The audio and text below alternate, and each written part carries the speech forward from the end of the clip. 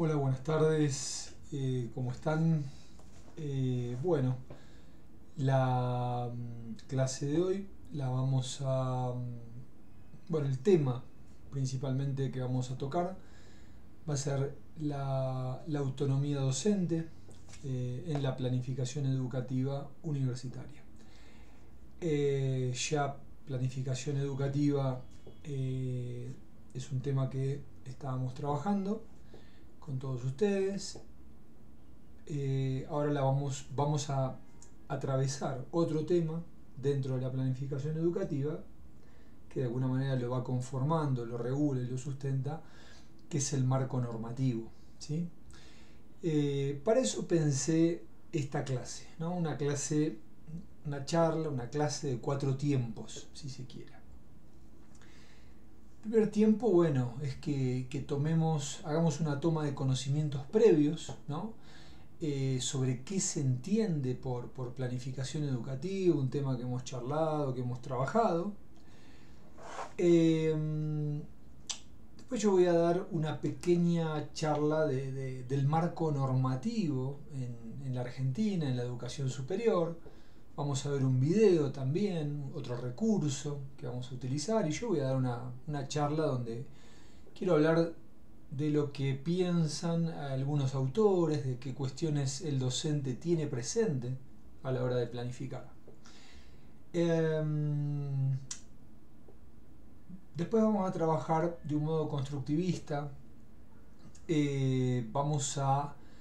Una vez que hagamos la toma de conocimientos previos, que escuchen un poco el aporte del video que yo les pueda pasar y la charla que yo les dé, vamos a aplicar una estrategia metodológica que es el aprendizaje entre pares, y nos vamos a dividir en 4 grupos, ¿no? Mis 4 mejores alumnos, podríamos decir, van a ser los moderadores de esos 4 grupos. Los 4 mejores alumnos van a tratar de ser como colaboradores en ese aprendizaje entre pares, ¿no? Donde también se va a poder fomentar el conocimiento, ¿no? Nos vamos a dividir en esos 4 grupos, vamos a debatir un poco la normativa en Argentina, la normativa de la educación superior en Argentina, vamos a debatir qué se entiende por planificación educativa, cuál es el sentido que el docente le da a esa planificación educativa a partir de la charla que yo les di, de lo que ustedes ya vienen leyendo. Y en un cuarto paso de la charla nos vamos a dejar de reunir en grupos, vamos a hacer el macro grupo y vamos a hacer una apuesta en común, ¿no? La van a hacer ustedes, ¿sí? Y yo los voy a escuchar. Así que bueno, de eso se trata. Entonces yo las primeras preguntas que les haría es, bueno, ¿qué es una planificación educativa? ¿Cuántos son los pasos, ¿no? ¿Cómo es esa planilla, ¿no? ¿Qué consideran ustedes? ¿Cuáles son sus disparadores? ¿Es un tema administrativo que lo piden en la universidad o es un tema donde atraviesa otras variables? ¿Podemos pensarlo de esa manera? ¿Qué les parece? ¿Cómo el marco normativo universitario puede de alguna manera condicionar al docente? Existe la plena libertad de cátedra, uno responde a su currículum, al currículum que viene del Estado. ¿Cómo uno puede priorizar temas sobre otros desde la docencia? Todas esas son preguntas que debemos hacernos, ¿no? En la facultad, en la materia nuestra, que es la historia de la arquitectura. Bueno, dada esta primera etapa, ¿no? Voy a tratar de comenzar a generar algunos disparadores, ¿no? Como para que en cada grupo puedan llegar a plantear alguna cuestión, alguna construcción conjunta de saberes entre ustedes, ¿sí? Que después lo vamos a poner en común. Bueno, a ver, autonomía docente, dijimos, y planificación universitaria. Y es un espacio indudablemente podríamos decir, de negociación, ¿no? Entre la libertad académica, entre las exigencias institucionales, entre la adaptación curricular a los sujetos que reciben las clases dentro de este contexto de aplicabilidad material, ¿no? En nuestro campo, que es la historia de la arquitectura, bueno, esta autonomía va a permitir de alguna manera vincular contenidos, hacer que llegue a todos ustedes con la estrategia, de la manera que sea necesario para ustedes, con problemáticas contemporáneas, integrando perspectivas críticas sobre nuestro patrimonio edificado, sobre el urbanismo, sobre la edificación, sobre la arquitectura, sobre la cultura, sobre la contextualización, poniendo todas las variables de los contextos, ¿no? El contexto social, político, económico, cultural, religioso, en valor de todas estas cuestiones, ¿sí? Entonces, a la hora de planificar, podríamos decir que hay una influencia, ¿no? El docente está influenciado. Principalmente entiendo que tiene que haber una influencia por su propio contexto social, cultural y económico. Si quiero hacer una breve síntesis de cada uno de ellos, diría que, bueno, social, bueno, la universidad tiene una condición de inclusiva, fomenta la equidad, la participación estudiantil, la retroalimentación, que de alguna manera dan realidad y sentido a la forma en que nosotros mismos planificamos como docentes. Cultural, la diversidad de identidades urbanas, arquitectónicas, en relación a todo proceso histórico nos compromete a incorporar siempre enfoques plurales, regionales, donde la contextualización en todas sus dimensiones aborda planteos múltiples, donde cada sujeto de la educación, podríamos decir, va a relacionar y aplicar a su propio universo cultural y da conocimiento y desde ya lo acompaña, ¿sí?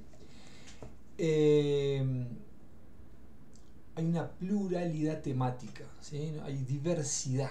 Eso es una palabra que me parece interesante en pensar en todas estas cuestiones culturales, ¿no? Sobre todo acá en América Latina, sobre todo acá en Argentina, que recibimos a puertas abiertas a alumnos de todo el mundo.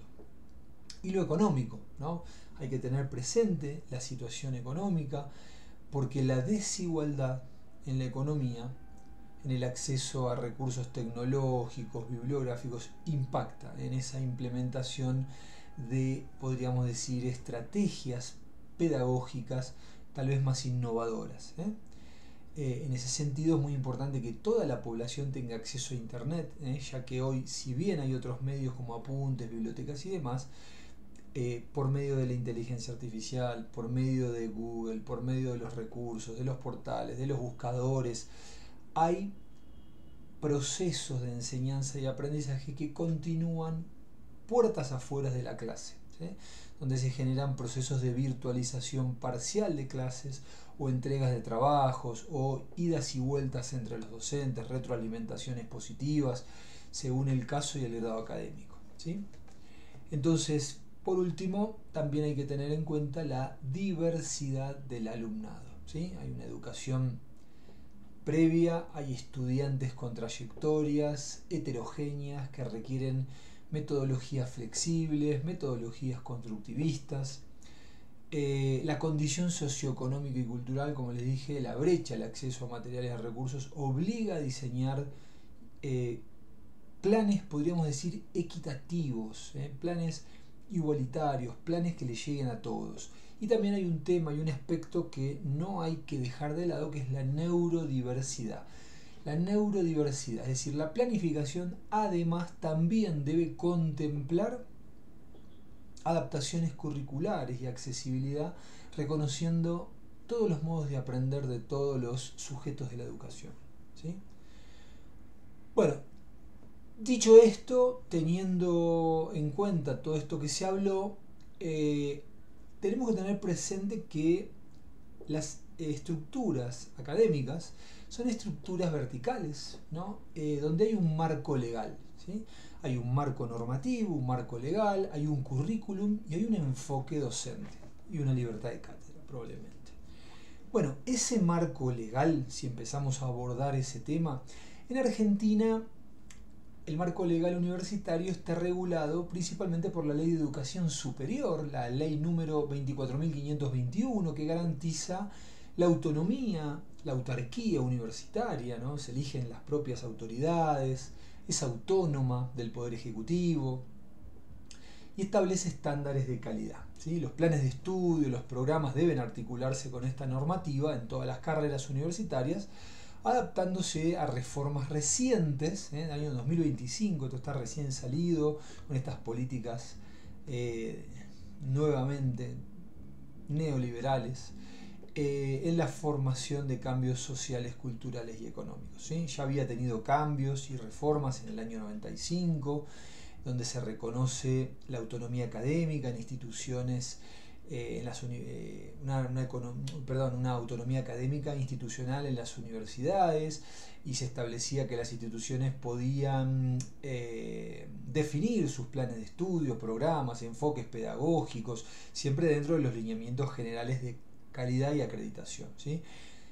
Hay un artículo muy disruptivo que después le vamos a profundizar.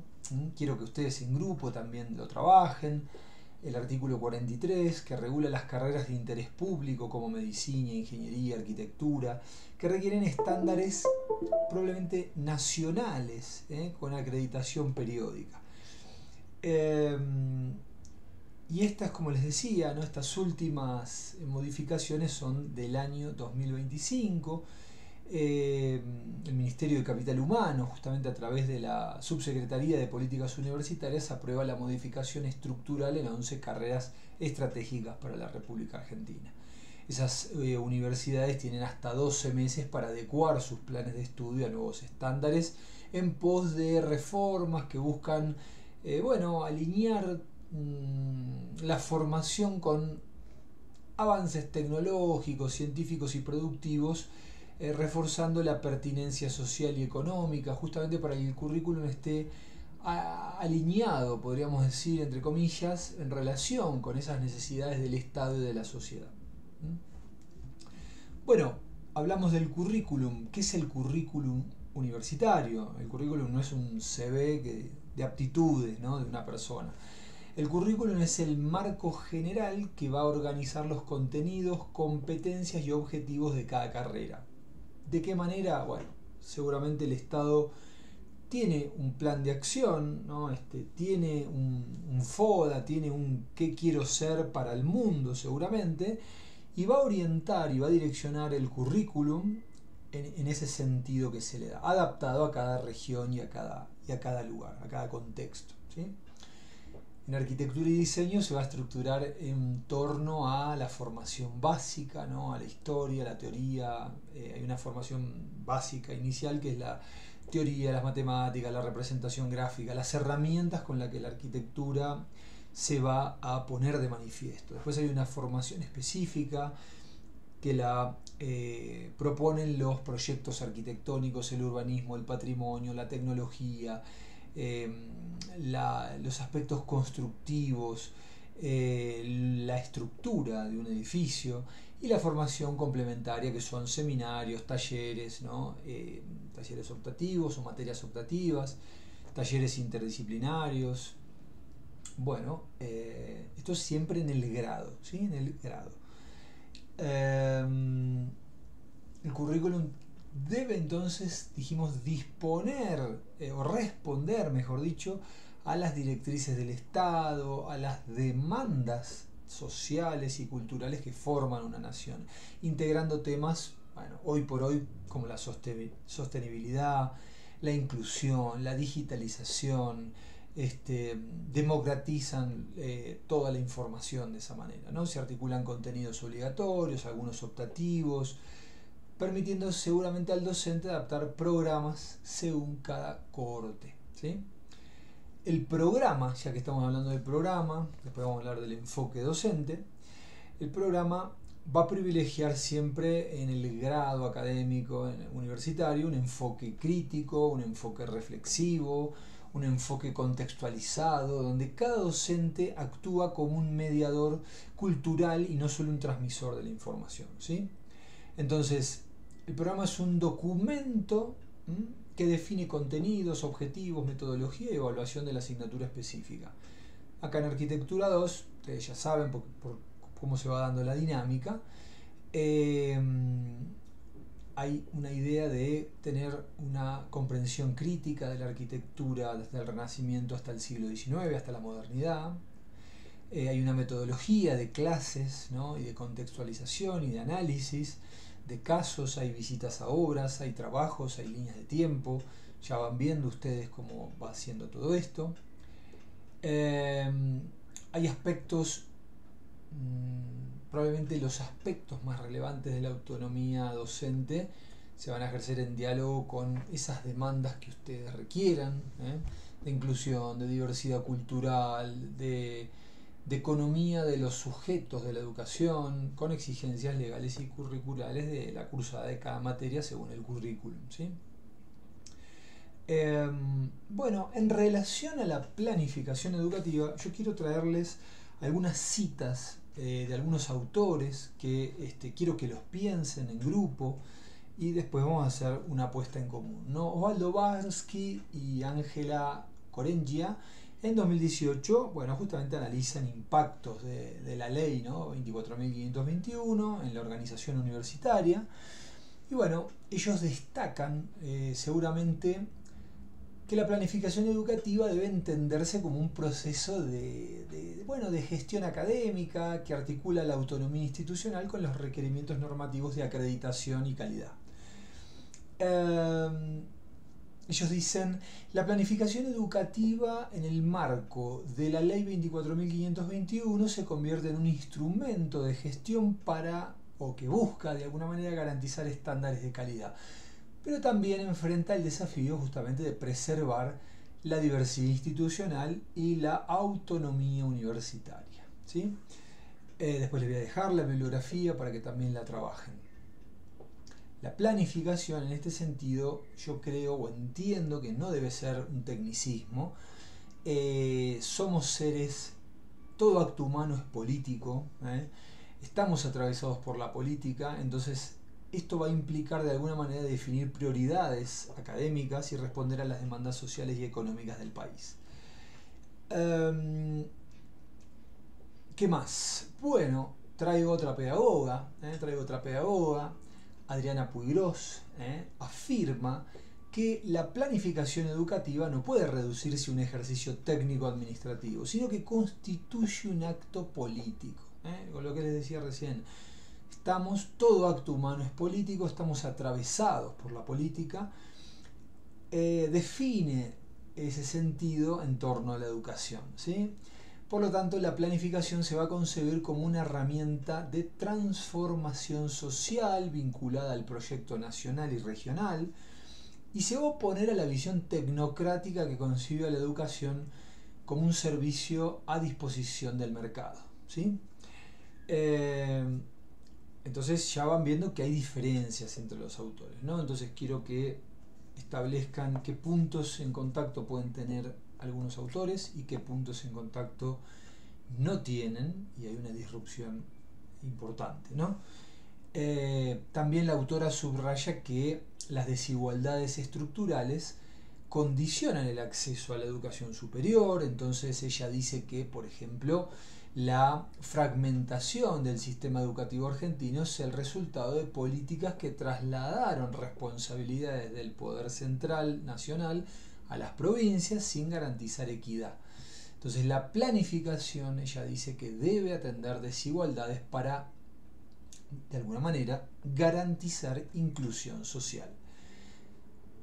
Adriana Puigros insiste en el reconocimiento de las identidades, de los saberes locales como parte de esa planificación. Ella dice La planificación superior debe recuperar la memoria cultural y los saberes populares, articulándonos con el conocimiento científico. Es decir, la diversidad cultural debe ser vista como un recurso pedagógico en la planificación y no como un obstáculo, ¿sí? Entonces, ¿qué conclusiones de todo esto en principio las van a sacar ustedes? Lo van a debatir en grupo con mis 4 líderes, ¿no?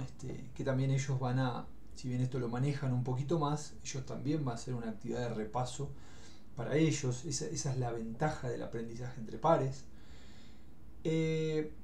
Bueno, a modo de primeras conclusiones que los guíen un poco, que los tentativamente los orienten o confronten con lo que esté planteando yo, que es también totalmente posible.